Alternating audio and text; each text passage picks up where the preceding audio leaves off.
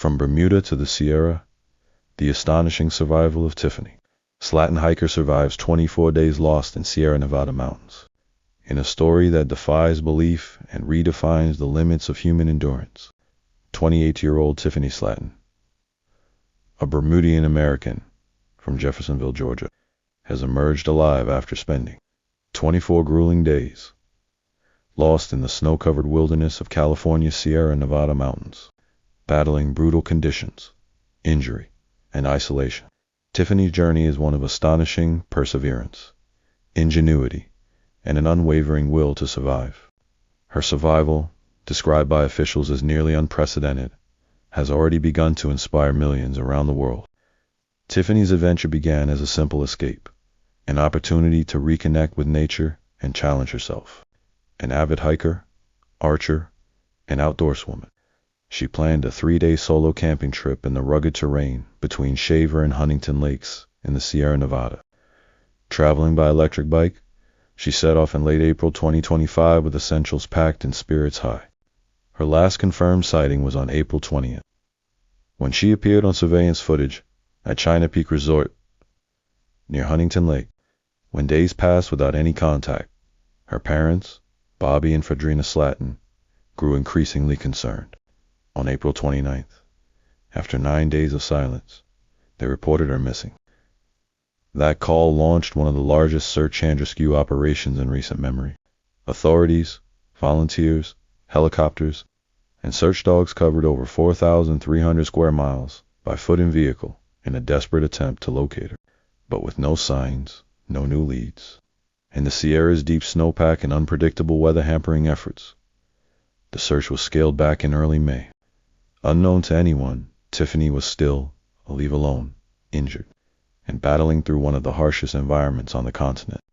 Just days into her trip, Tiffany's adventure turned into a nightmare. Navigating a steep ridge, she fell off a cliff and was knocked unconscious for nearly 2 hours. When she came to, she was disoriented and in pain, her knee dislocated and her leg badly injured.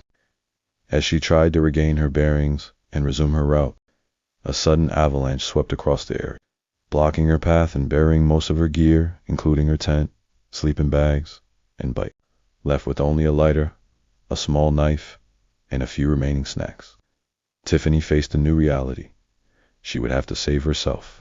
She splintered her leg using branches and paracord, then manually relocated her dislocated knee, a procedure that would make even the toughest outdoors person wince.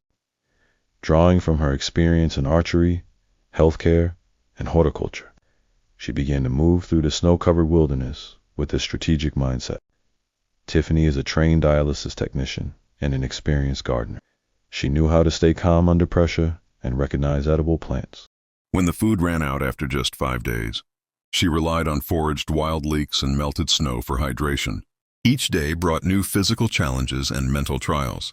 She endured 13 snowstorms, 2 landslides, freezing nights, and the threat of wildlife. At times, temperatures dipped well below freezing, and Tiffany was forced to keep moving during the day and seek whatever meager shelter she could find at night, what perhaps most distinguishes Tiffany's story is not just her physical survival, but her mental strength. Isolated, cold, and in pain, she found ways to stay focused and emotionally grounded. She began journaling each day, recording her thoughts, plans, and fears as a way to preserve her sanity and keep track of time. "It became my only companion," she later told authorities. Her phone, which lost signal almost immediately, was useless for communication or navigation. She tried calling 911 5 times, all unsuccessfully. Maps were distorted by snowdrifts and trails vanished beneath several feet of snow. Yet she refused to give in, relying on memory, instinct, and fragments of environmental clues. She chose a new goal, reach the nearest point of civilization. She could recall a Starbucks, 18 miles away. Every mile was an uphill battle, literally. At one point, Tiffany climbed to an altitude of 11,000 feet, battling snow blindness and shortness of breath. But each step forward was a declaration of her intent to live.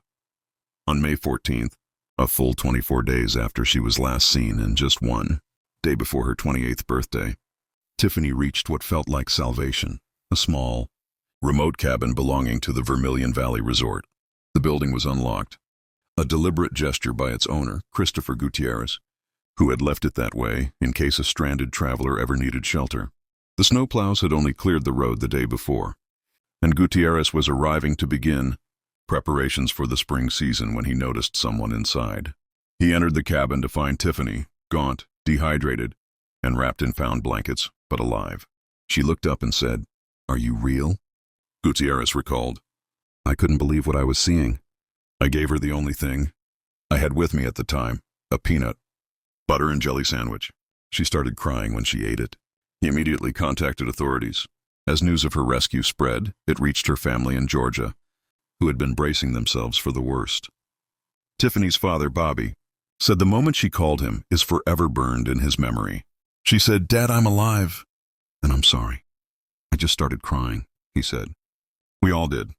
Her mother, Frederina, was so overcome with emotion upon hearing the news that she embraced a stranger at the grocery store, Fresno. County Sheriff Sergeant Scott Weishar said, "Tiffany's story is among the most remarkable he's ever seen. In my last 15 years on search and rescue, we haven't experienced anything close to this," he said. "She shouldn't have made it, but she did." Authorities continue to review her journal and root in awe.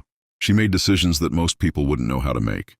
She used everything she had, knowledge, instinct, and her past experiences, to survive, said one official familiar with the case.